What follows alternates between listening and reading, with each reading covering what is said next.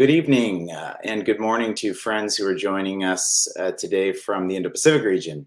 My name is Jonathan Berkshire Miller, and I'm Director and Senior Fellow of the Indo-Pacific program here at the Macdonald-Laurier Institute in Ottawa.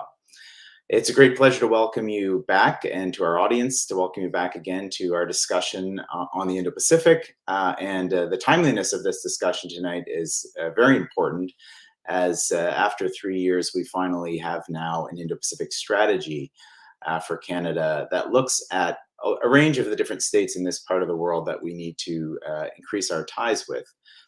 As you know, the Macdonald-Laurier Institute has been placing a good bit of attention to the importance of the Indo-Pacific and its nexus with Canada's own foreign policy interests.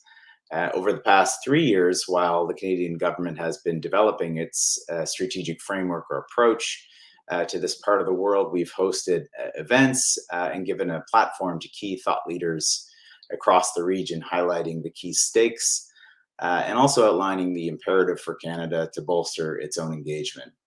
So in many senses, we're very happy that finally we do have a strategy for this part of the world. And in today's session, we're going to look at a particular part of the Indo-Pacific that we see as very, very important for a successful Canadian strategy to the Indo-Pacific. And the event that we have today, we have a great cast, and it's titled Bolstering the Role of ASEAN in the Indo-Pacific and Implications for Canada.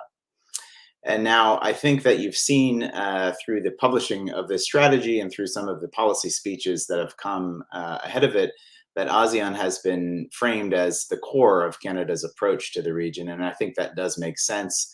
In one sense, you only need to look at a map of the way that we frame the Indo-Pacific. And the other sense, I think you have to look at some of the key supply chains, whether it's on energy, sea lines of communication, et cetera, free trade, where many of our partners in the CPTPP are in the ASEAN region, that this area is going to be critical to Canada's interests going forward.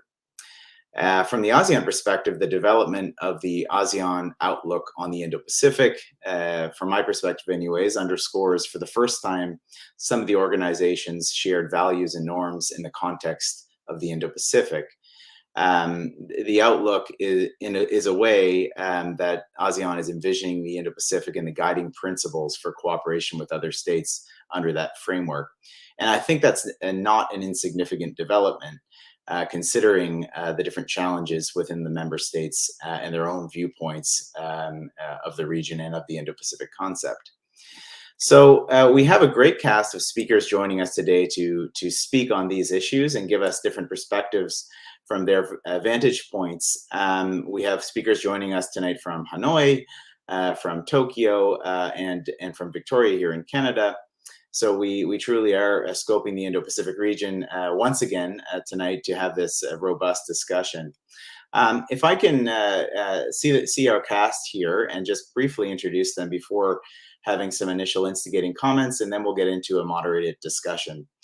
So first of all, I wanted to introduce from the farthest away. We'll go from in Hanoi with Nguyen Hung Son, who is the Vice President of the Diplomatic Academy of Vietnam. Thank you so much for joining.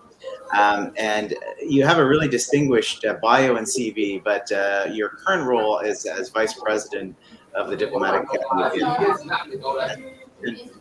But I think my favorite part of your biography, as you know, was your time in Canada, as serving as a diplomat here at the Embassy of Vietnam, Canada. So we see you as an important link to the future of Canada's strategy in this region. And thanks so much for joining us. Thank you for having me. The second speaker I'd like to introduce, and she is a regular on our Indo-Pacific programming, is Fukushima Akiko, who is a senior fellow from the Tokyo Foundation for Policy Research. And we've really benefited over the past several years of your insights and advice on how Canada can work with Japan and more broadly, Japan's viewpoint on the Indo-Pacific. So Akiko, thanks so much for joining us once again. Thank you. And going back to Hanoi for a moment, I wanted to introduce Hong Le Tu, who also is a repeat performer on our platform, and we're really happy to have you. Huang is an expert on all things Indo-Pacific as well. She's now with the Perth Center, I believe, as a principal fellow in Australia, and has a range of other roles. And you can see her publications all over the web, and in distinguished journals. So Huang, it's really great to have you back as well. Fantastic to be with you. And last, but certainly not least, one of the intellectual fathers of the Indo-Pacific idea and Asia-Pacific discussions in Canada, my friend and MLI's distinguished fellow, Jim Boutillier, who is a distinguished fellow here at the Macdonald-Laurier Institute, but also spent several years in service of Canada at Maritime Forces Pacific in British Columbia. Jim, it's always a pleasure to have your voice back on the platform. Thank you, Jonathan. So with that said, Hung San, if I can kick it off, you get the privilege of being the furthest away that I'm going to take you to go first. So if I can ask you initially for some of your comments. You were in Canada recently, had some discussions with the Canadian side on this. I'm interested in your perspective on, number one, how ASEAN views this convergence with their own view of the Indo-Pacific, and ideally also some thoughts on Canada and what sort of role Canada could play here. So Hung San, please. Well, first of all, thank you very much, Jonathan, for having me on this very interesting panel right after Canada issued its much-awaited Indo-Pacific strategy. And thank you very much also for your very kind introduction. I do consider myself to be a link between Canada and the Indo-Pacific, and I've always felt that Canada's presence, very strong presence in the Indo-Pacific anyway. Going back to your question on how ASEAN sees Canada and how we think Canada sees ASEAN. It's very interesting that the Indo-Pacific strategy, Canada portray ASEAN as a core of the Indo-Pacific, and also the relationship is its core of the Indo-Pacific strategy. Now, this is interesting because I would consider this descriptive reference to ASEAN to be the more description of the future role of the relationship rather than the description of the past Canada's engagement with ASEAN. I'm saying so because I would describe past Canadian engagement with ASEAN to be that of a pragmatism, progressive, but not as much strategic. Canada's engagements with the region, especially with ASEAN, was driven primarily by its economic and trade interests, as well as by its progressive value. And because of that, there has been ups and downs in Canada's engagements with ASEAN.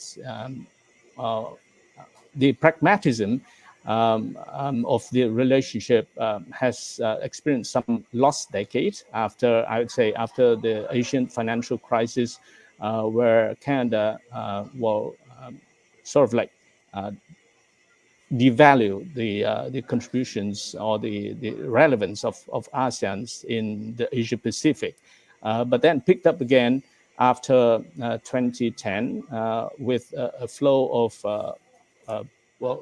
different countries pivots again towards the Indo-Pacific with increase in its economic relevance and so on. Due to also its progressive values, the engagements of Canada with Southeast Asia has also experienced certain choppy waters.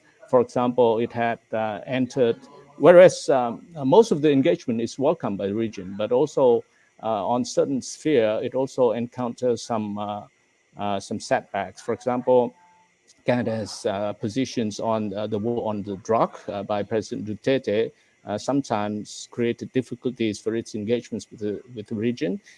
Canada's spats with Indonesia over certain consular cases also was considered to be setbacks and causing trends in the ties. And Canada's position towards the democracy in Thailand is also a factor. So I would say that the relationship between Canada and ASEAN was choppy over the last 45 years. As a result, Canada was a bit lacking behind, as many observed in its build-up of the relationship or elevations of the relationship with ASEAN, and it's a last dialogue partner of ASEAN, which has not elevated the relationship to strategic partnership. But into the future, I think there is every reason to believe that this relationship is going to be elevated, and ASEAN will indeed become the core of its engagements with the region. First, because of the global pivots towards Indo-Pacific, and now Canada is finally doing so too. ASEAN happens to be at the core of the Indo-Pacific region, both geographically but also politically and security-wise. ASEAN Outlook on the Indo-Pacific is very much aligned with that of Canada's, in that it's foresee a very inclusive Indo-Pacific, where ASEAN and both Canada and ASEAN is trying to build a cooperative and coexistence in the Indo-Pacific region. So I think there's much alignment between Canada Indo-Pacific strategy and that of ASEAN, or the ASEAN Outlook on the Indo-Pacific. Now, I'd like to caution, though, on some of the elements of the Canada's Indo-Pacific strategy, particularly that on its engagements with China. I understand, and there's no elements in the strategy that is very surprising. However, the narrative of pushing back against China might be seen might be received with a lukewarm attitude from certain Southeast Asian countries, because while engagements with China has always two sides, both cooperative and competitive, but the narrative of pushing back against China might be seen as a provocation towards China, and because of that, there might be hesitation from ASEAN or from certain Southeast Asian countries to take up that narrative.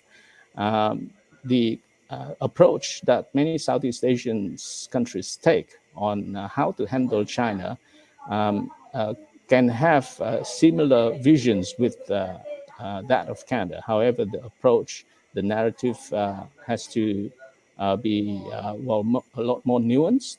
In many of the Southeast Asian strategy towards China, in order to tackle China, might not have an element of a pushback, but more focusing on how to strengthen the resilience of their own countries, how to ensure that we are not being pushed rather than pushing them back, so to say. So there's a very nuanced approach towards China that I would caution Canada to be very careful on while trying to approach and trying to implement the strategy in the Indo-Pacific. So that's my initial take on the new Indo-Pacific strategy and the role of ASEAN and Canada, ASEAN relationship. And I welcome the question answers later on. Thank you, Jonathan.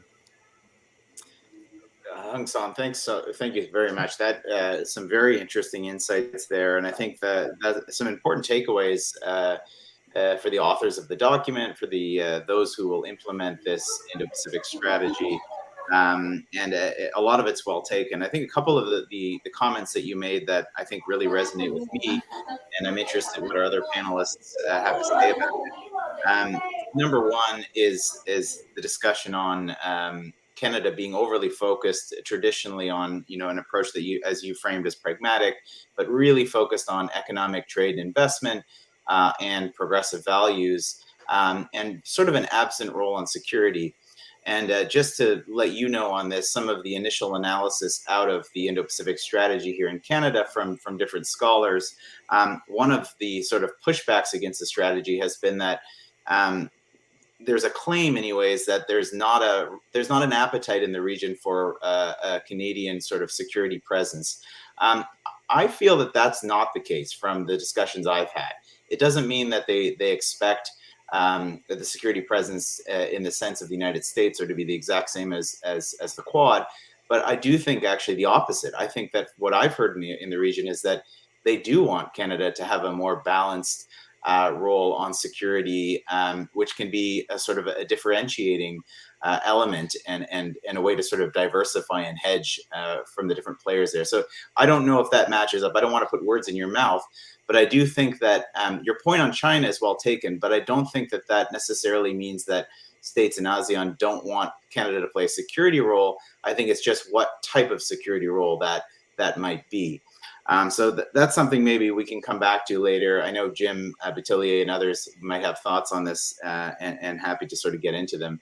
But thank you so much, Hung San, for your very insightful comments. And if I can move over quickly to Tokyo before we move back to Hanoi, and Fukushima Sensei, to get your thoughts. Of course, I'm interested to hear your thoughts on the strategy, but also the vantage point there in Tokyo about how Japan's been approaching its relations with ASEAN, whether there's lessons that we can learn from Japan, who I think has such significant engagement, both with ASEAN as an institution, but the individual member states themselves. So Akiko, if I can turn to you, please. Thank you. Thank you for this opportunity to join the discussion, particularly soon after the launch of Canadian Indo-Pacific strategy. In response to your questions, I would like to share three thoughts briefly, namely Japan's rationale for its free and open Indo-Pacific, abbreviated as FOIP. Second, the indispensable role of ASEAN in the FOIP from a Japanese academic perspective. And third, Japan's foreign policy towards ASEAN in relation to FOIP. First point, rationale. Japan saw a need of cooperation in a broader region. This was first reflected in Prime Minister Abe's speech to the Indian Parliament in 2007, asserting the confluence of the two seas. Extending this notion, Japan proposed its FOIP in 2016. Japan saw its responsibility of fostering the confluence of the Pacific and Indian Oceans into a place that values freedom, the rule of law, and the market economy free from force or coercion, and making it prosperous. FOIP prioritizes cooperation over competition. FOIP has been inherited by successive Japanese prime ministers, and the incumbent Prime Minister Kishida promotes FOIP and plans to launch FOIP Peace Plan next spring. Over the years, FOIP has evolved, as symbolized by the change of the terminology from strategy to vision, and now simply FOIP. ASEAN sits in the very center of the Indo-Pacific map and diagram of regional cooperation. For Japan, ASEAN is an indispensable player in its FOIP. When Japan launched its FOIP, Japan heard concerns from ASEAN colleagues that FOIP deprives ASEAN centrality and antagonizes the big elephant, if I may borrow from Mr. Lee Shenlong. Japan has made efforts to defray such concerns because that was not intended.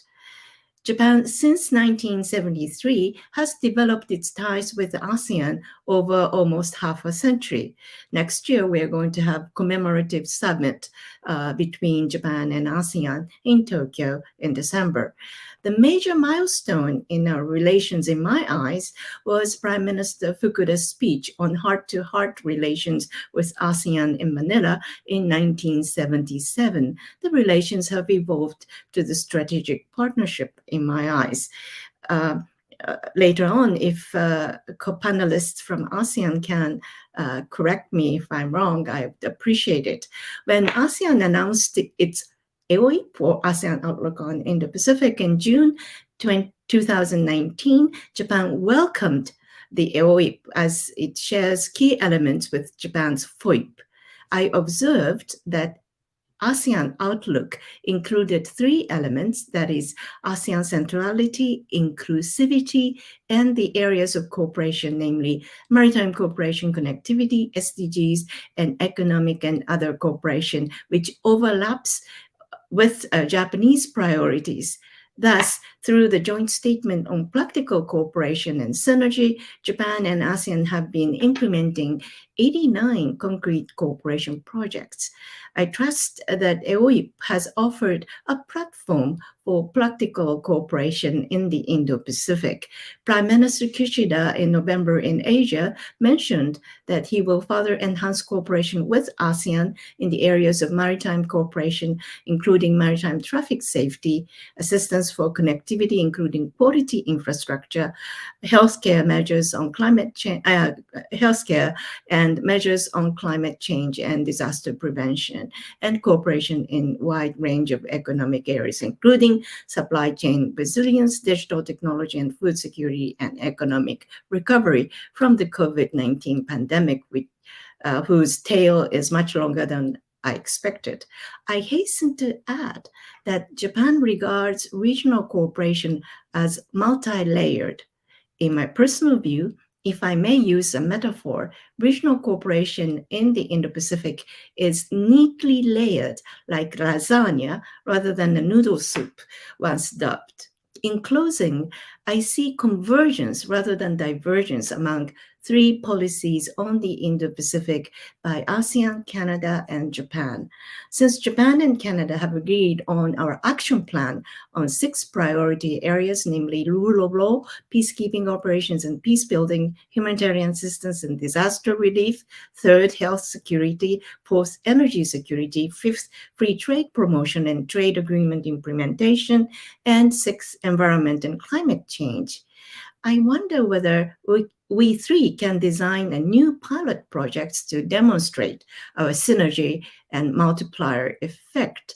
For me, rule of law, particularly maritime cooperation, including capacity building and joint exercises and drills, seem promising and is my priority. Secondly, energy security combined with climate security is another priority in my eyes.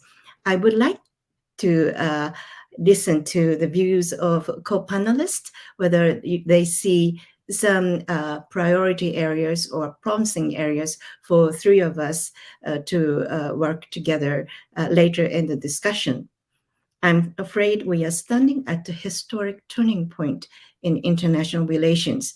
The world stands at the threshold of division, perhaps into 2 or possibly 3, triggered by the recent events such as COVID-19 and Russian invasion to Ukraine. A good showcase of our cooperation in the Indo-Pacific may send a signal to deter such trend. I look forward to learning views from co-panelists and to our discussion. Thank you. Oh, thanks so much, Akiko. I always learn so much from your interventions. And as you said, we're in a tough geopolitical space right now with so much happening domestically, obviously, with all of our economies, or a lot of our economies anyway, suffering with inflationary pressures and other challenges, in addition to Russia's war in Ukraine. And it's interesting on that point, and we don't have the space maybe to deal too much with that today, but the one country that was missing from Canada's Indo-Pacific strategy was Russia. It didn't factor at all. There was, if you do a word search, you don't even find it there, which I find puzzling in many senses. Yes, Russia may be focused mainly on the Western Front right now and expending its resources, but I think it very much does have a role in the Indo-Pacific, and I think the convergence with China on certain issues, I think, is something that we need to keep our eye open on. So thank you for mentioning that, and all of your comments on the free and open Indo-Pacific, I think, are important too. Japan's history in this part of the world is much longer than ours, and I think the evolution of your free and open Indo-Pacific, I think, is very instructive too. I think your FOIP 2.0, or going from a strategy to a vision process, I think a lot of that, from my view, was spurred from the reactions in ASEAN and Japan's very positive reception to those reactions, and finding a way to nuance its approach to this part of the world so that ASEAN would be on board. So I think that we can learn a lot from our Japanese friends. I loved your analogy to lasagna over noodle soup. So I will use that with credit to you in the future. I think that's a really apt way to show some of the different mechanisms in this region and how they operate. And a last point that I would mention, and I didn't see this in the public strategy, but I should say that with every public strategy, there's a private strategy for the government. And I think in the private strategy, or at least I hope in the private strategy that this is here, is that using the Japan experience and relationship as a hub to do more in the Indo-Pacific. So, for example, why not do things bilaterally with Japan in ASEAN on specific areas of mutual convergence?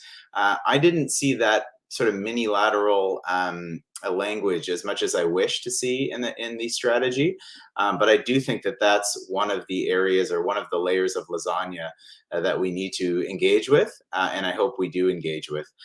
So thank you so much, Akiko. As always, I learned so much from you, and we're going to pivot back to ASEAN and to Vietnam for our friend Dr. Huong Le Tu, who's joining us again. And thank you so much, Huong, for taking the time and welcome your insights.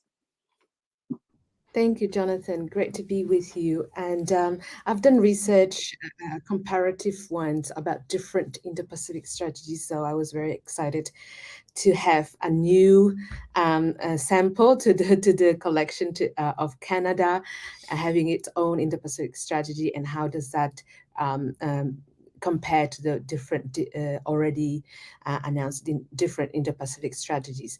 The only caveat being that actually I feel a little bit fraud because I've never been to Canada yet, but hopefully it's a step closer to that goal.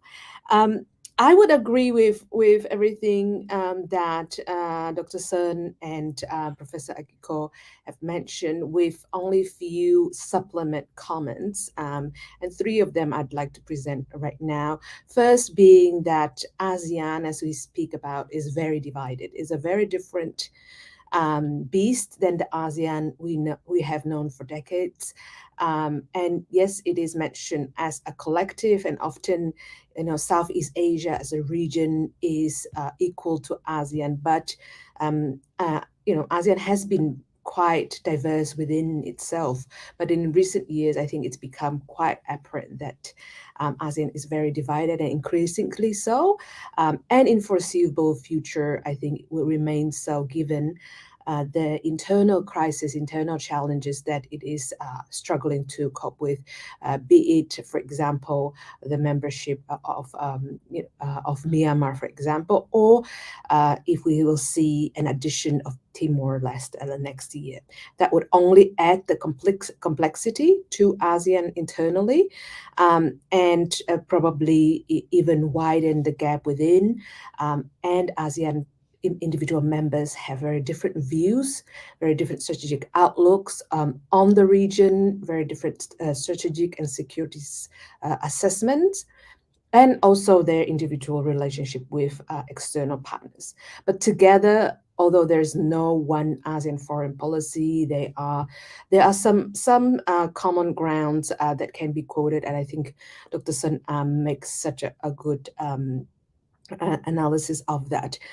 So bearing that in mind, really depends who you ask in ASEAN what they think about Canada joining the Indo-Pacific Club, right? And what aspects are being valued and which ones are less so. For example, maybe the fact that the Canadian Indo-Pacific strategy is not so heavily emphasizing security aspect just yet, it can be welcome in certain capitals of Southeast Asia, especially those who consider too many presence of external partners being, a strategic overcrowdedness, or creating more tension, or adding to, even arms race, as some would describe that. But to some, perhaps that security component of Indo-Pacific strategy from Canada's side would be welcome. So that's a key point. There is no unified view, and the key here is to have a balance. And I'll get to opportunities and challenges for Canada as a last point, drawing different lessons from different countries, as well as ASEAN responses. So I think ASEAN, as Akiko mentioned, has its own view on the Indo-Pacific, the ASEAN Outlook on the Indo-Pacific. The document was collectively issued by our 10 ASEAN members in 2019, relatively hesitant in the beginning of adopting this term, and still seeing Indo-Pacific region, the mega region, as two subregions, Indian Ocean subregion as well as the Pacific. We are expecting next year under Indonesia's chairmanship that there will be some further progression in the ASEAN thinking of the Indo-Pacific strategy, perhaps an update to the AOIP, an action plan, or further development in terms of how the region sees the Indo-Pacific, having so many developments in the recent years. I think whether it is coming from the US, Japan, Australia, India, and others, the concept, or the concepts, I should say, because it's very plural and not unified either, have been evolving, right? And have been adapting to the new realities. So I think ASEAN also will have an updated articulation of how they see the Indo-Pacific region and the whole concept as well. Now, I think it's important to say that what both speakers have mentioned, that it's not just about ASEAN, it's not just about Canada. In the background, there are other forces, mainly the great powers, and how we are, in this arena interacting, right? ASEAN sees itself as at the epicenter of great power competition, and unfortunately, Indo-Pacific has sometimes become the synonym of arena of great power competition, right? That's where the display of tension happened, and that's where potentially greater the risk of escalation or even abrupt conflict may happen. So that's the fragility of ASEAN and its central role, but at the same time, that centrality is seen also as a strength of ASEAN, being at the core of this Indo-Pacific region, mega region. And also, despite the distance, the Russia-Ukraine conflict is looming large, not because of geographical proximity, but because of the ripple effect, whether it's about the rules-based order, and violation of international law, but also affecting the energy supply, the food supply, and just the safety of passage around the area and the trust in the communication there.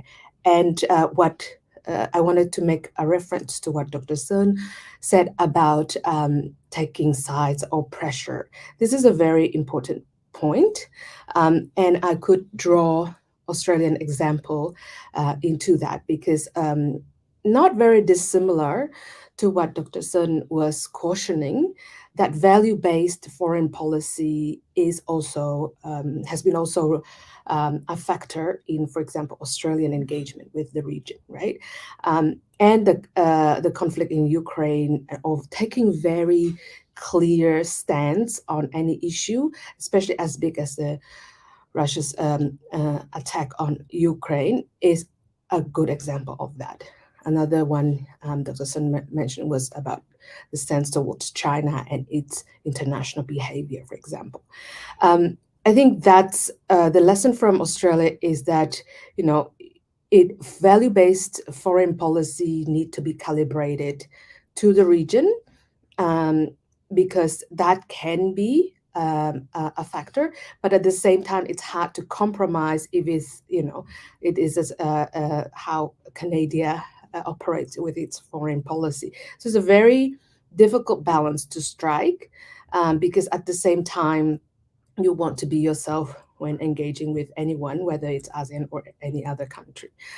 And with, I think Akiko-san also mentioned an important example of Japan, who I think relatively among other external powers has done a good job in engaging ASEAN, and bears the least criticism, if any, when it's engaging with the region and its Indo-Pacific strategy, because of those priorities that converge with ASEAN, like development, inclusiveness, contributing to infrastructure, even economic agenda or trade or sharing the CPTPP, for example, are good examples of that. And I think it is important for Canada to think about opportunities and challenges, and we mentioned several of them. And I will just wrap up by saying that depending what adjectives Canada is bringing on board, whereas adding into a very long list of adjectives for the Indo-Pacific already: free, open, transparent, inclusive, secure, resilient. Depending what is it you're bringing on board and emphasizing, that is it's a good important start how to engage and have a buy-in from ASEAN.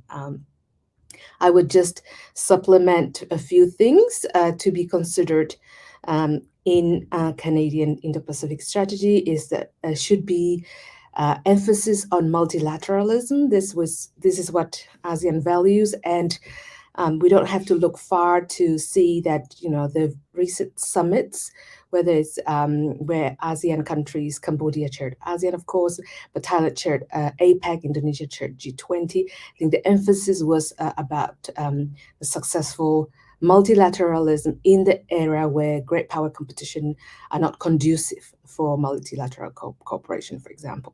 And Canada, being so-called middle power, can really utilize and support that multilateralism agenda, as well as minilateralism. I think the key to success here is to have that that neutral role of an external middle power, and learn from, for example, Australian case where the AUKUS deal with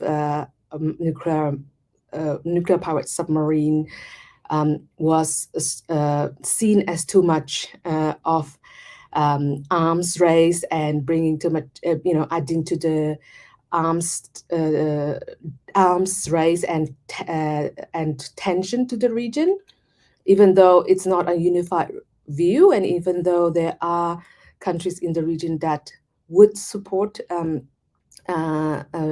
Australian endeavor to acquire technology and defense equipment necessary for its defense. But I think the messaging has been a great lesson to be drawn from. So it's not about not having security and strategic and defense agenda, but it is about how do you communicate with the region that sees itself at the center of action. I'll stop here and happy to engage in discussion later. Thank you.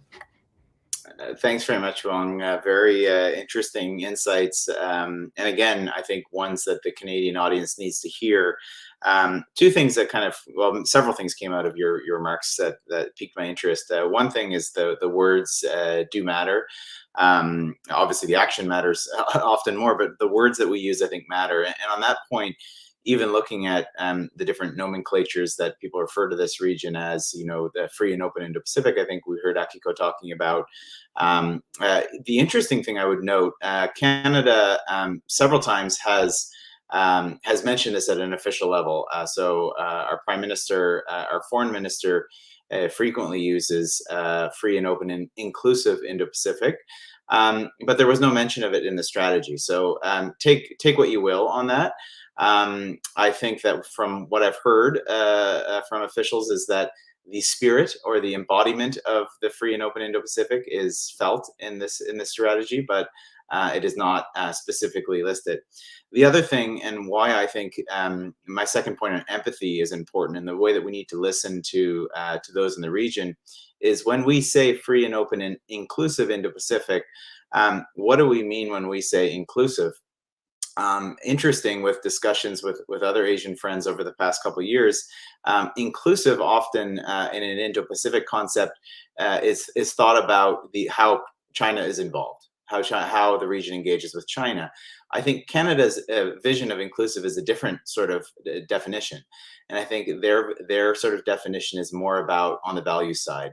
And thinking about the different ways that they want to engage. So not to say that's wrong or right, but basically this goes to the empathy question, is I don't think they're properly listening if they're mixing up the definitions here, and there's a chance for miscommunication on that element.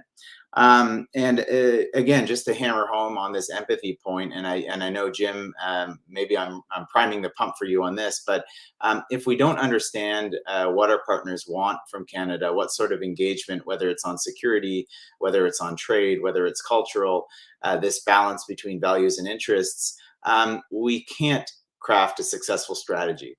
It doesn't mean that a strategy is premised on our partners' interests or our allies' interests, but it has to be a two-way street. And I feel like we haven't really walked this line adequately and in a balanced sense, where we're really actually asking those in the region, especially in ASEAN. I would say this in particular in ASEAN. What is the type of Canadian role we want, rather than just saying, here's $100 million, we're going to do this and hope you enjoy it.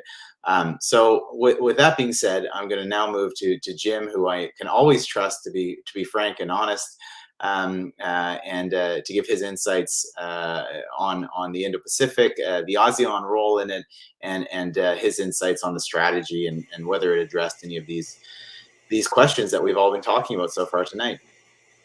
Jim, please. Thank you so much, Jonathan.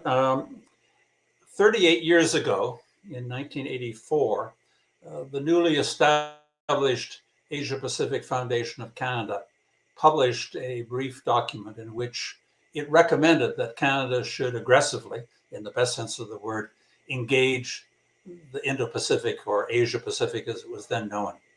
So here we are in 2022, and we finally have achieved a blueprint for national engagement in the region. What it suggests, among other things going forward, I think, Jonathan, is that underscoring all of this should have been a real sense of urgency about our national commitment to one of the most important regions on the face of the earth. But that urgency has been absent. There has been a fundamental national deficit, I think, in terms of our engagement. And perhaps it's a result of the negative experience that we had at the hands of the Chinese Communist Party with respect to Madame Meng and the two Michaels, that we have been, in fact, obliged to come to grips with our position in the Indo-Pacific region. The MLI viewership is extraordinarily sophisticated, and I wouldn't want to insult them, but I think that it's perhaps worth coming back to ASEAN and one or two principles about ASEAN before we proceed. And that's that when I was a boy, I was told that bumblebees, according to the laws of physics, shouldn't fly, but they fly remarkably well. And geostrategically, ASEAN is very much like that. When you look at ASEAN, it is staggeringly diverse in geographic terms, economic terms, developmental terms, cultural terms, religious terms, and so forth. All the way from a city-state like Singapore, which is basically the size of metropolitan Toronto, to Indonesia, which stretches, were it to be overlaid on Canada, 2/3 of the way across our nation, and has a huge population. So what I'm suggesting, I should say, is that when we talk about ASEAN, it's a convenient portmanteau term, but in fact, it encompasses a remarkable range of possibilities. On the one hand, it gives us an opportunity to diversify, whether we're dealing with Thailand on the one hand or Vietnam on the other.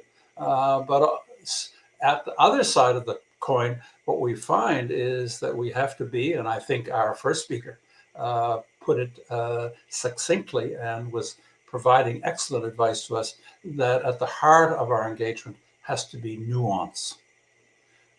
We have to deliver messages in different ways at different times to meet the demands and expectations of a wide array of different ASEAN players.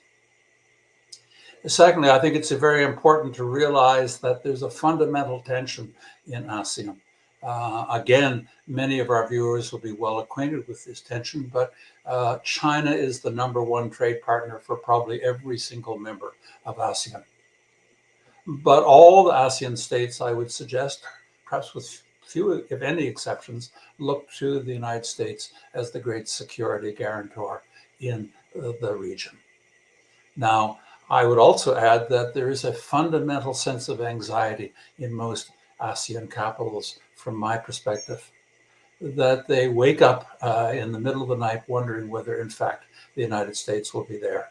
It wouldn't matter very much what reassurances Washington provided, there will be still this deep sense of anxiety.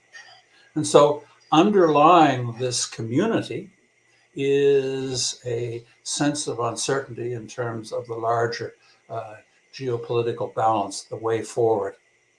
I would also suggest that, in fact, the region provides us with some real challenges in terms of the rules-based international order.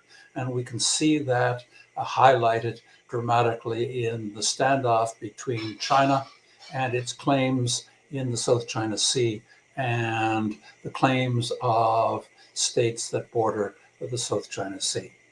You will recall, and many of our viewers will also be well aware of the fact that in the David and Goliath story, that is to say, the Philippines had the temerity in Beijing's eyes to challenge China's claims in the South China Sea. And that, of course, went to arbitration in Den Haag.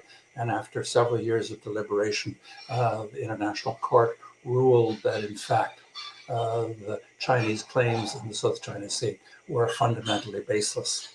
But that, of course, has not stopped China in its move to militarize many artificial features in the South China Sea, and in fact to interfere with the legitimate commerce and activities of bordering states, for example, like Vietnam.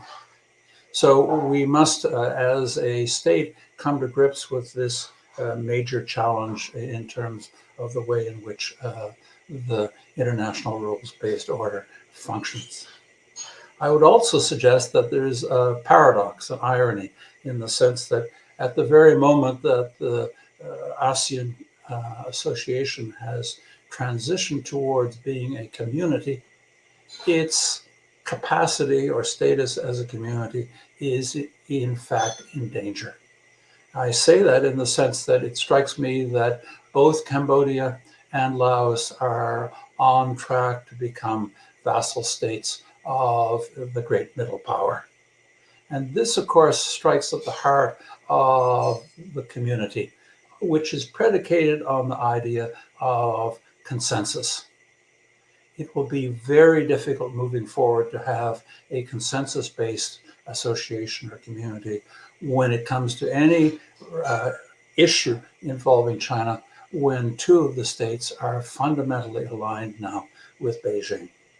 And that is, of course, an expression of Beijing's outreach and tactical investment and, of course, political influence, either within the framework of the Belt and Road or more directly between Beijing and capitals like Phnom Penh and Vientiane. So what we have then is not only remarkable diversity, remarkable opportunity, but we also have a collection of states, large and small, which in fact are on the brink of a moment when they will no longer be able to function according to the original principles of consensus decision-making. This is a serious concern, I think, going forward. The newly articulated engagement strategy has a valedictory quality about it. It certainly does place emphasis on values, and what we're going to find, as our speakers have suggested, is that there are going to be many occasions when values and interests are going to collide. There's nothing remarkable about that insight, but in point of fact, it comes back to the necessity to nuance the messaging when we engage in the ASEAN community. It's also important, I think, to note that ASEAN straddles the two great oceans, the Indian and Pacific Ocean. We're looking at a fundamentally, quintessentially maritime region. And in fact, we're seeing a region which, despite the anxieties of many viewers, is in fact engaged in an arms race. For a long time, it was a question of modernizing elderly arsenals. Now, I think that when we look at defense expenditures across the region, what we're seeing is that, in fact, an arms race is taking place. For example, were we to look at submarines, we would see that virtually every country, with few of any exceptions, has gotten into the submarine game, which changes the overall balance. And of course, AUKUS is part and part.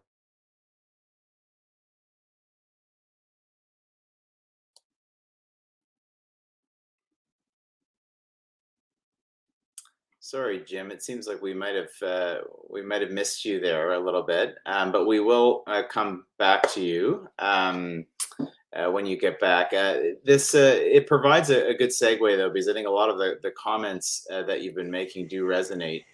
Jim, are you back now? I didn't want to. Yes, I think I am. Yes. Okay. Suffice to say that one aspect of the document as advanced calls for a greater maritime or naval presence in the region. And this is very much, I think, in keeping with the maritime contestation which is unfolding in the seas around ASEAN. And I'll stop there, Jonathan. Thank you. Perfect. Well, thanks so much, Jim. I mean, a lot of insights there, and many sort of things that I think will lead into the discussion we're going to have.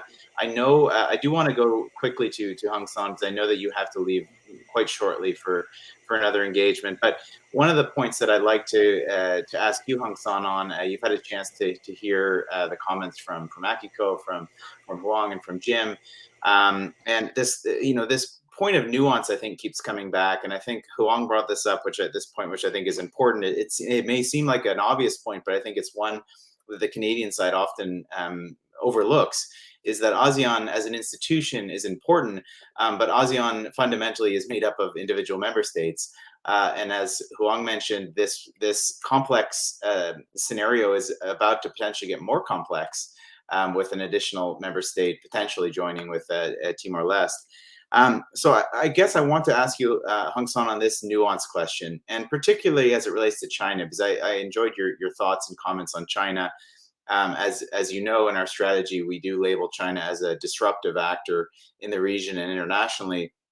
And I wanted to get your perspective on how Canada should approach this issue of dealing with China, both institutionally, but more importantly, I think, with the member states, because I think, as the other panelists have mentioned, there are different views. There are much differing views on strategic competition, on Chinese coercion in the region at times.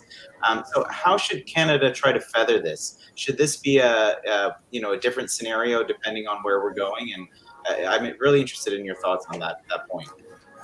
Thank you very much, Jonathan, for giving me an opportunity to respond to your question. I think whatever Indo-Pacific strategy need not be a China strategy alone. And I think the Canada Indo-Pacific strategy has made it very clear that it's not just about China, it's about a lot of other things as well. And even a China strategy doesn't have to be about China also. It can be a lot about ourselves. It can be a lot about how to increase our own resilience and capacity to stay strong, rather than to push back against China at all. And I think we can learn that approach from various other Indo-Pacific strategies. For example, the United States. The United States states that the Indo-Pacific strategy stated that competition with China start from home. And they made it the point that enhancing their own competitiveness, enhancing their own strength is, in effect, a very good strategy in order to tackle the challenge coming from China. So I'd encourage that approach for Canada to take towards the region, to look at China as a threat, and it's fair to take China as a threat. But to tackle that threat, you either push back against that threat, or you enhance your own strength and you enhance your own viability and relevance. And so that can be an approach that Canada take towards ASEAN. Wherever possible, you can take ASEAN as a group when it comes to common interest. And Dr. Huang said very clearly that there's not always a common views in ASEAN when it comes to China. Fine, that's a fact of life. Whenever it's possible, then you can go down to one level down and go unilateral. You don't have to engage all ASEAN member states and just go for the countries that share your common views. And I think that's an emerging views within ASEAN, that you don't always need to go full multilateralism, but sometimes a smaller grouping or unilateralism, as long as it doesn't go against the overall broad principles or visions of ASEAN as a group, can be considered an alternative to multilateralism. So engaging with ASEAN at the regional level is of course encouraged, but also look at unilateralism, look at trilateralism with ASEAN and other ASEAN partners such as Japan, such as Korea, such as Australia or the United States could also be a vehicle of a new framework for Canada's engagement with the region, and that is that is going to be a welcome move by Canada approach to the region as well. Well, thanks very much. That's really great advice, and that sort of creativity, I think, is what we need to succeed in this part of the world. I think your point, and one of the challenges, just to give you an insight from the Canadian side, and I'm sure you remember this in your days when you were here in Canada, is that Canada has, number one, of course, a big attachment to multilateralism. We feel that any challenge internationally has a multilateral solution, which unfortunately is not the case. It doesn't mean that we can't aspire for that.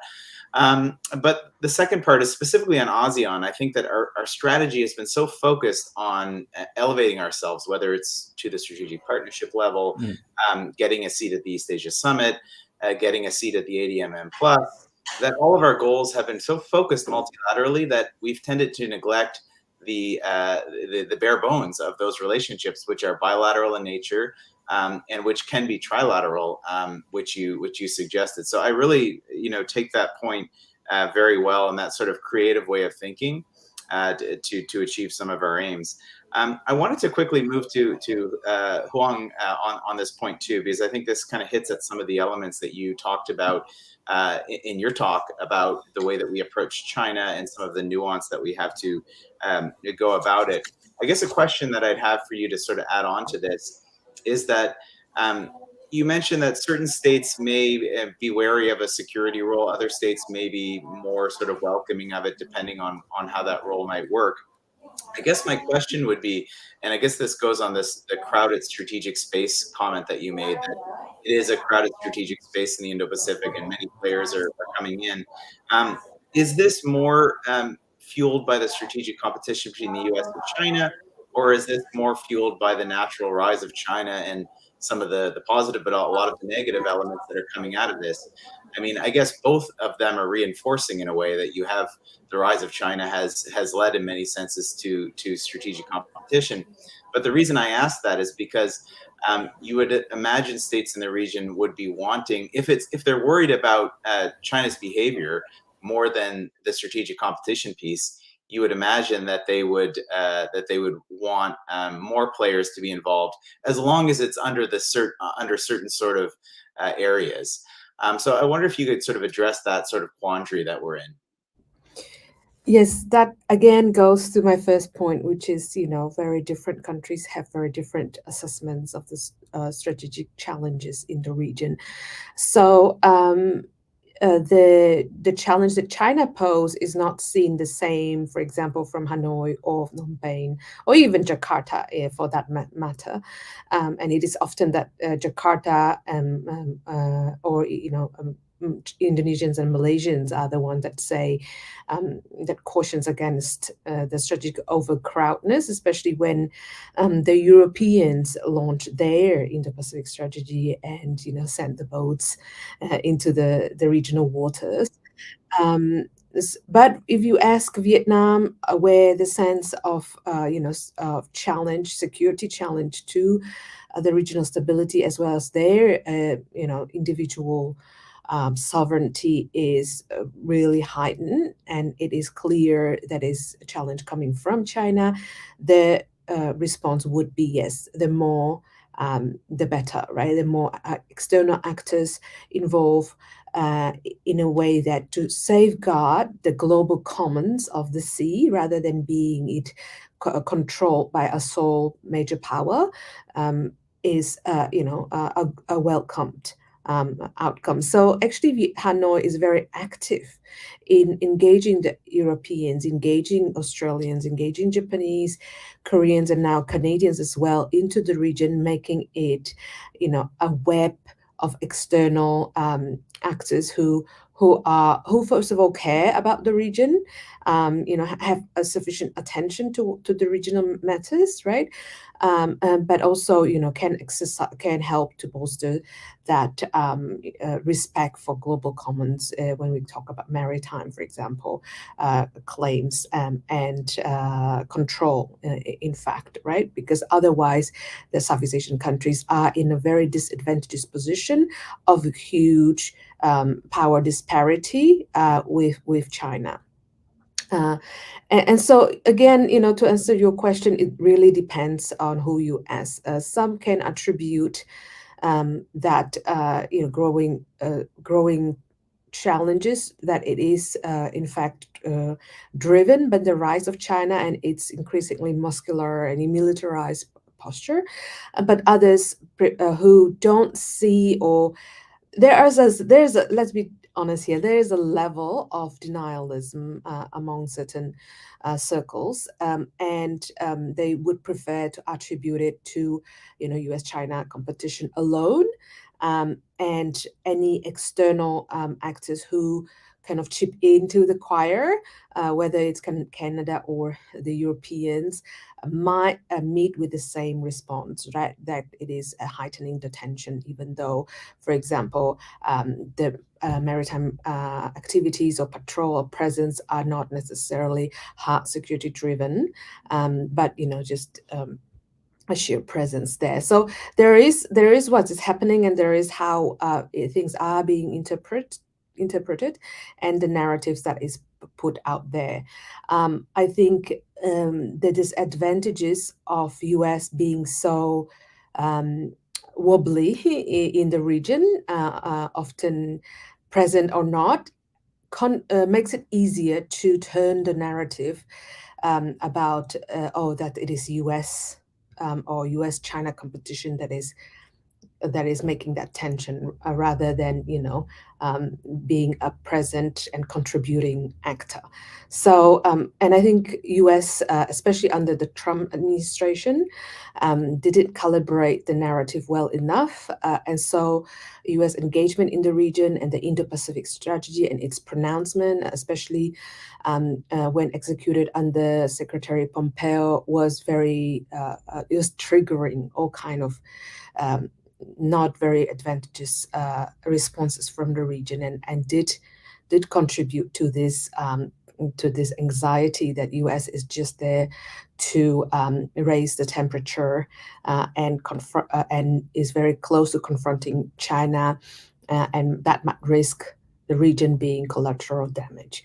So again, the sort of theme that we've been discussing so far about nuance and calibration was absent in Washington before. Now it's much better, but still some of that lingers. So again, another lesson for Canada to take on board. Well, thanks very much. That's really interesting, and it's a good segue. I'm going to go to Akiko and then to Jim on this point. And speaking of nuance, Akiko, we mentioned, how Japan, I think, has mastered nuance in so many ways on the way it approaches these things. And we talked a little bit about FOIP 2.0, and I think how there was added nuance there. If you compare, for example, Japan's broader free and open Indo-Pacific vision to the Indo-Pacific strategy as pure documents, I mean, yes, many of the pillars would look very similar, and those who know Canada and Japan know that we share 90 to 95% similar interests on these issues. But the language is very, very different.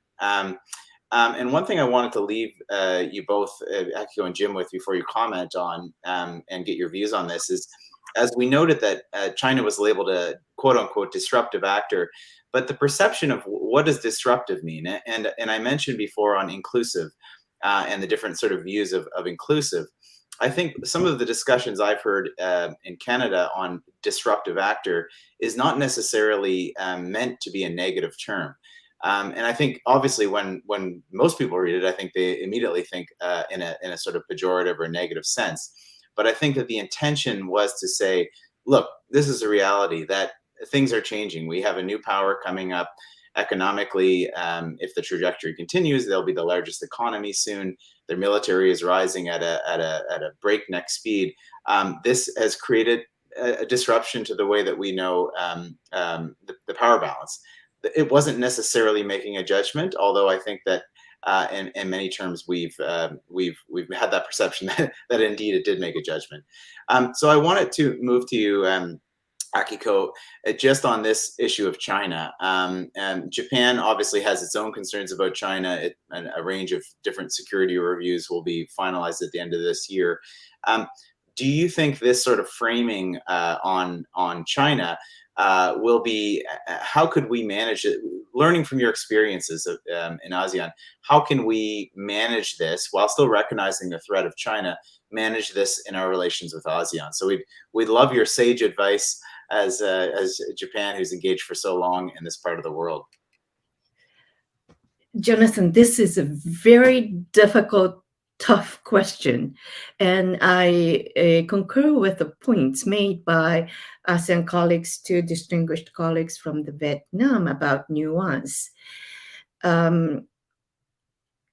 Japan will produce security strategy-related documents, 3 documents by the end of the year. And I do not know what kind of adjective those documents will use. But in Japan, instead of saying disruptive, we express our concerns on possible use of force or coercion to change a status quo by the big elephant. That is our concern, because although our conversation focused on situations in South China Sea, Japan is very much concerned on situations in East China Sea. Our Senkaku Island is one issue. Taiwan Strait is another issue, which is very close to a Japanese archipelago. Our westmost island of Yonaguni is only 110 kilometers away from Taiwan Strait. So we are very much concerned. However, as you all know, that Japan has maintained its policy of deterrence and dialogue with Beijing since its launch of diplomatic ties with Beijing in 1972. But the balancing the two is becoming tougher and tougher. And China has its own challenge as well.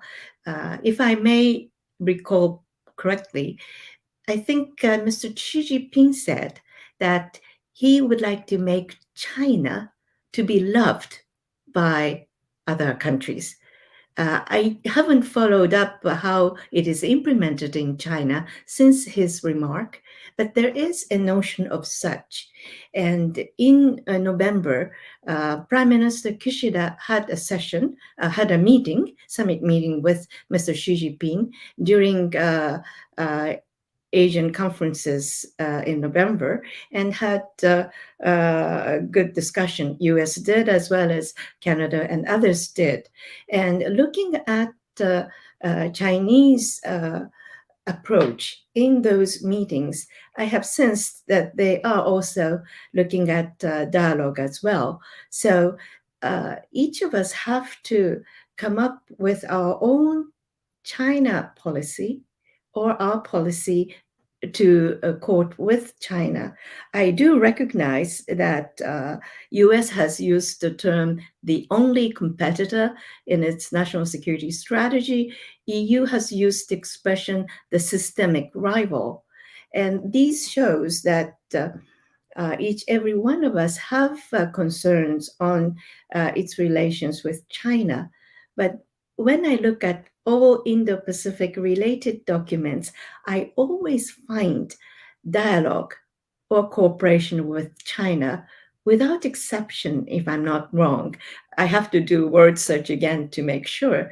And this shows that all of us would like to balance cooperation, but would like to guard from unnecessary competition. How to phrase it is very difficult, as Huon pointed out. I wonder how disruptive power is translated in Chinese.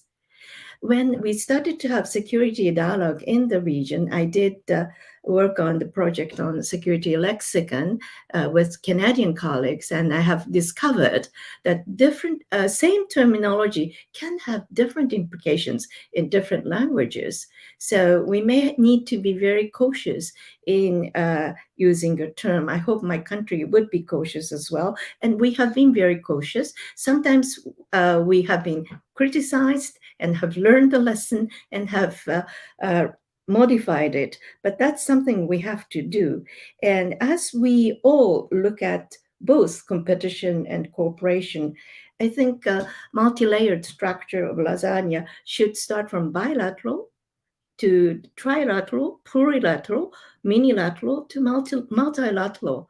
And those can have a synergy if we plumb better. And that's something at least Japan has to do in order to pursue common interest and some benefits from cooperation. That's how I perceive it. Well, thanks very much, Akiko. Again, some really interesting advice there, and I think that nuanced and experienced diplomacy, which we saw on hand from Japan at the recent summit season, we did not have that. I think as the television crews saw, our bilateral meeting with China was a little bit more rockier.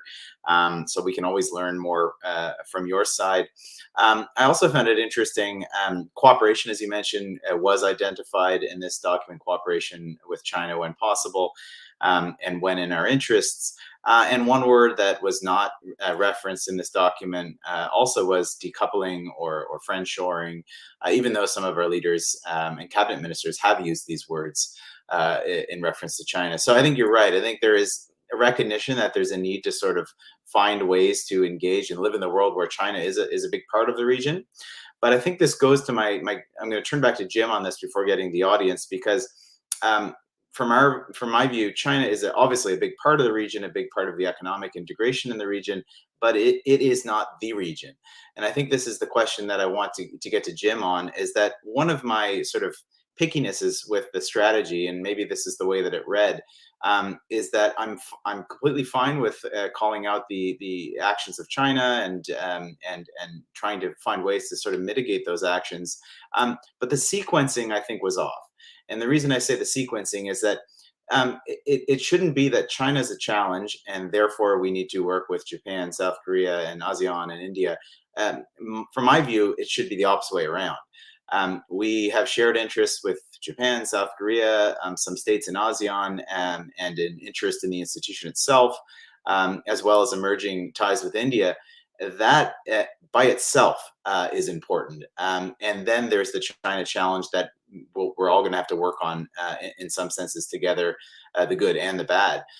So I wanted you to comment on this part as it relates to the strategy and as it relates to ASEAN, because I tended to get this sense reading it that other states were seen as a function of the challenge of China, which I think is a mistake.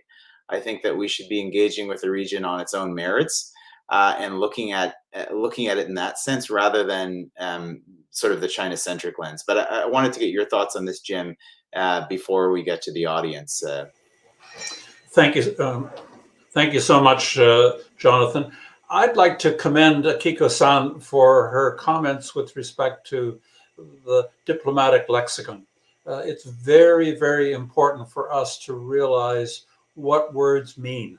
And the same word, or what appears to be the same word in two different settings, can have fundamentally different weights.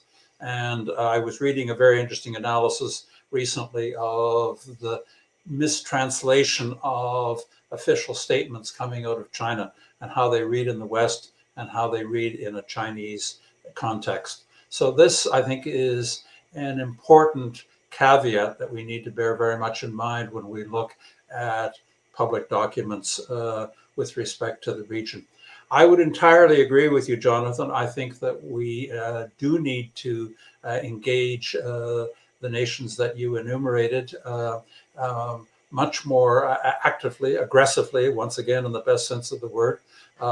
India is one that is particularly important, I think, in the larger balance. In fact, the emerging ties between New Delhi and Washington, albeit qualified on a number of occasions, as we've seen with respect to the Ukrainian conflict, this is a fundamental shift in the larger architecture of Asia.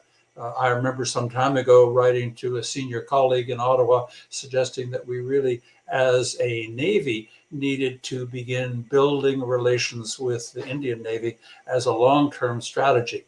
And he wrote back and said, yes, an excellent idea, but we simply don't have the manpower to do that. But India, I think, is a key player that we should be engaging for positive reasons, quite apart from the diaspora presence in Canada of a huge and active Indo-Canadian populace. And similarly, I think we have failed as Canadians to be nearly active and energetic enough in terms of engaging Japan. The Japanese have sent us a variety of signals, and we have, in fact, been very slow to take up those signals. And similarly, that relates to South Korea.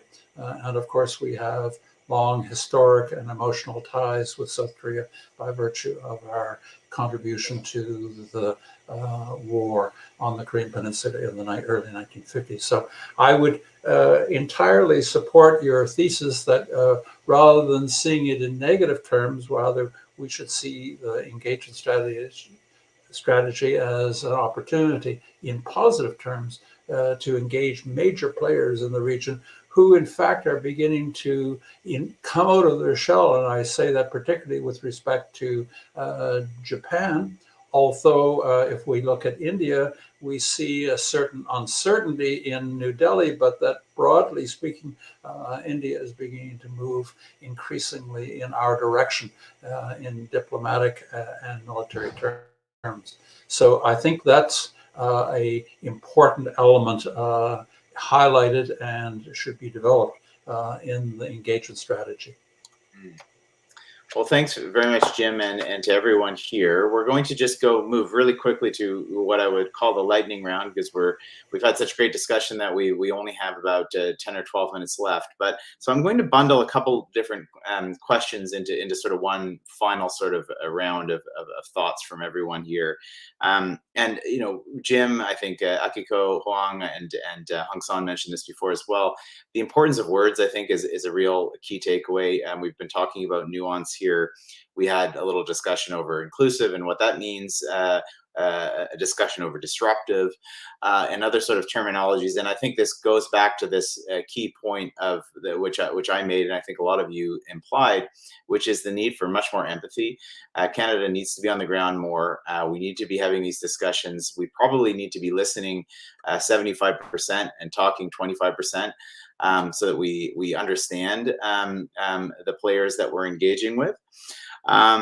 But I think this is going to go into some of the questions that our audience has. And I think our audience very well knows, many of them are long-serving Canadian diplomats or officials or private sector individuals who've served in this part of the world, so they understand some of this sort of schizophrenic approach that Canada has taken to the region. And I think one of the comments that has been made is that Canada is hot and cold in the way that it engages. And with everything that we've said here, all of the different elements, the lasagna approach, et cetera, what concretely would you recommend that Canada could give? For example, on the security side, we've talked about maybe some states in the region don't want Canada as a security player. Other states do want Canada as a security player. What would what from your perspectives would be of value? What could we contribute in tangible terms? Whether this is maritime domain awareness, illegal fishing, etc. And then maybe just as importantly, what should we not do? What are we saying that we want to do in this region, but basically is not hitting the right chords, or as Hong San said, sometimes not only does it not hit the right chords, but it offends in the region. So I'd be interested on perspectives there. Is what elements, and feel free to be open and frank here. I can't say it's Chatham House rules, so but be honest. What is Canada doing wrong in its approach, and what could it be doing better? So if I can start with you, Jim, on this, I'm gonna go with you first, and then I'm going to go to Akiko and Huang. Let me keep my answer brief, Jonathan. I think that we need to be persistent and consistent in our presence, whether it's in a diplomatic forum or whether it's in a variety of increasingly influential and powerful military fora that relate to ASEAN. We have failed miserably over the years to turn up, and that has been noted by our colleagues in the region. So there is a deep and abiding sense of uncertainty as to whether Canada is a genuine player. And so if we are to support this new engagement document, we need to be there, and we need to be there consistently. Yeah, absolutely. Here on that. We need to show up, and show up often. Huang, I'll turn it over to you. Yeah, I would share that consistency, because that was also if you look at the reaction, how ASEAN countries have reacted to the European naval presence. It was at first discomfort, but also I think the emphasis that you cannot just show up once. If you want to be there, there might need to be a consistent and well-planned program, because any surprises are not very welcome. I would add that a good communication prior to launching any initiatives, programs, and activities are necessary. I think it's just I think that the respect that other ASEAN countries would want to have, a prior notice, and ideally a consultation with them, or series of consultation to be doing it on a sort of agreed timeline, rather than abruptly showing up and announcing it without prior notice. That's also very important. There is an array of demand. There's a lot of demand, and some of them you mentioned, Jonathan, whether it's IUU fishing, maritime domain awareness. There's a huge demand on technology in that sphere, on monitoring, radar, and just updating and upgrading the capacity of the maritime forces in the region. Capacity training is always in demand.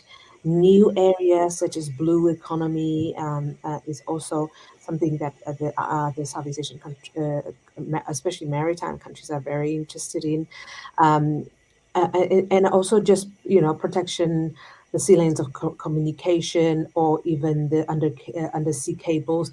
Those very, very practical but very important aspects. This is where Canada can contribute as well as anyone else. It would be welcome and seen as constructive engagement. Even maritime pollution or marine environment research, plastic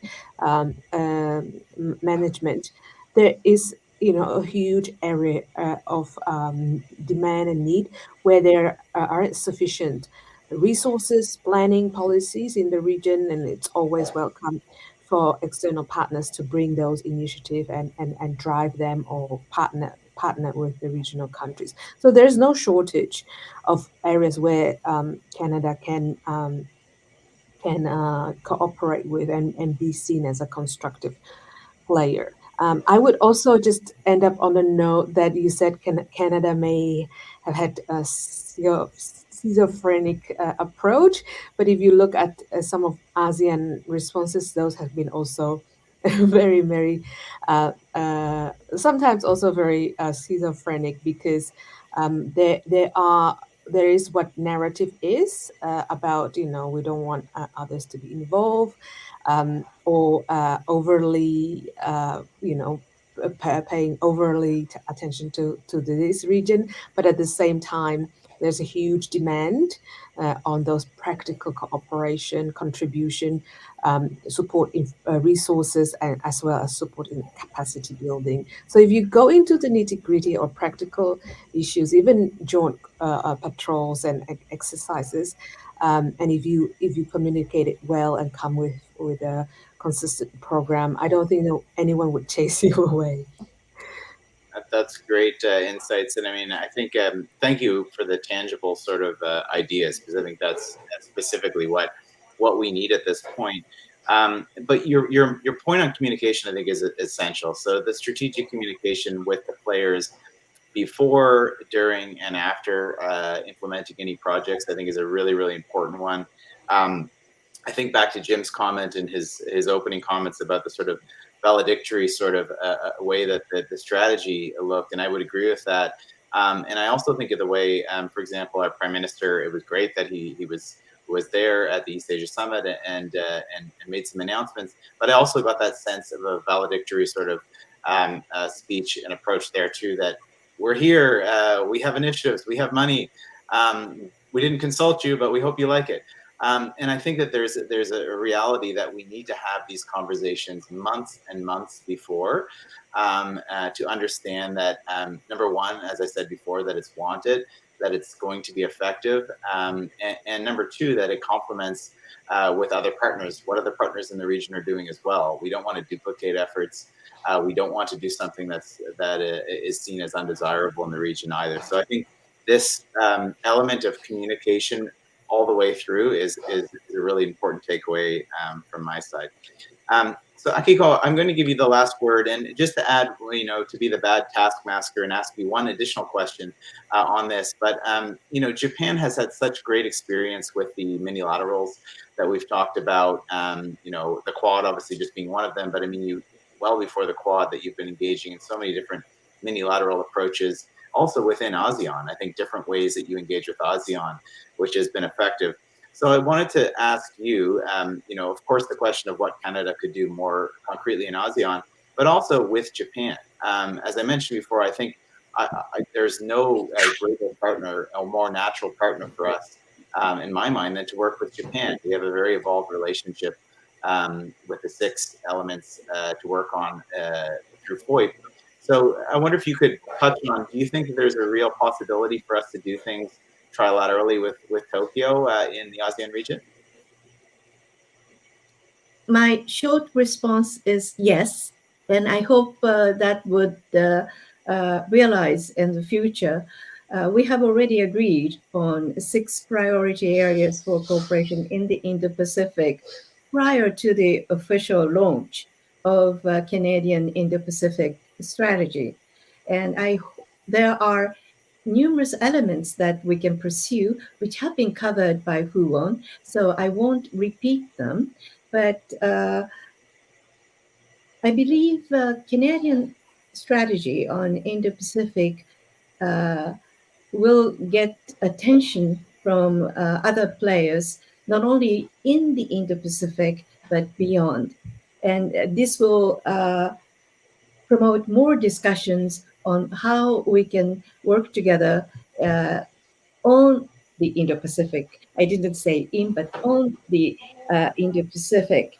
And on your question about security or economy, I tend to feel that demarcations between security and economy is blurring. And I don't think it is a choice question, but we have to do both. But weights might be different. And in here, I see some promising areas of cooperation between Canada and Japan in ASEAN.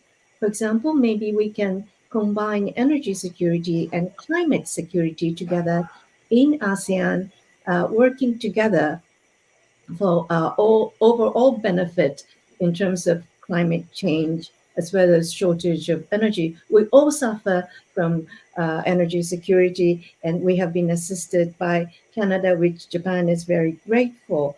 And as we have discussed in the panel, we have to look at domestic factors for resilience as well in order to push our Indo-Pacific visions forward. And in so doing, I would like to echo the point you have raised at the outset of this panel, empathy.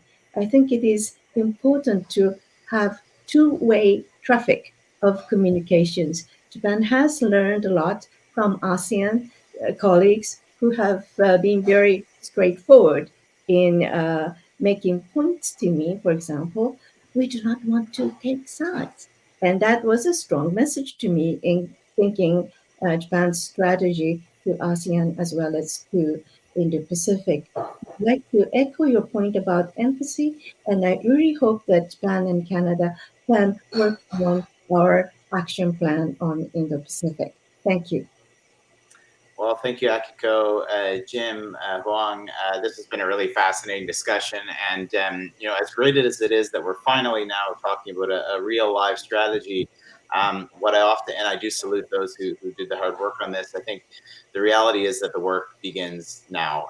You know, nothing has been accomplished yet, and I think that we have a long road ahead. But we will continue to solicit advice from you both, all three of you, and Hong San, who had to leave earlier, as we continue to figure out in which dimensions that action will materialize. So I thank you all so much for taking the time today, and of course to our audience for joining once again, and we'll look forward to the next time. Thank you, Jonathan.